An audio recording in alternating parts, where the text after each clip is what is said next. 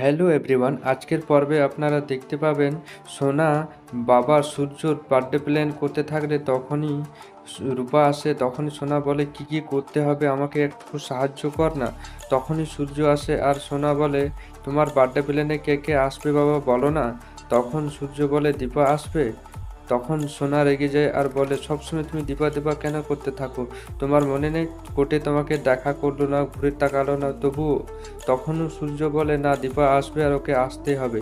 তখন রুডি উপর থেকে দেখতে থাকে সব কথা। তখন রুডি মনে মনে বলে দীপা আর দীপালি তো একই, কি করে এবার আসবে দেখি।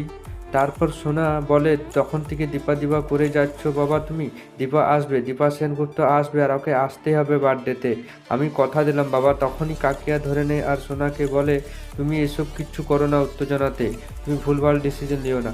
তখন দীপা ওখানে মনে মনে বলতে থাকে কমরে আমার ফোনটা বুঝায়, যদি সোনা ফোন করে তাহলে বেজে উঠবে, কি হবে ভগবান এবার, এটা বলতে থাকে দীপা। তখনই সোনা কল করে দীপাকে আর দীপার ফোনটা বাজতে শুরু করে। দীপা ফোনটা কোমরে গুঁজে রেখেছিল।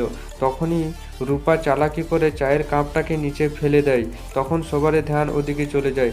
তখন দীপা ফোনটাকে বাই করে সাইলেন্ট করে দেয় আর চায়ের কাপটা গ্লাস হলো ওগুলাকে পরিষ্কার করতে লাগে।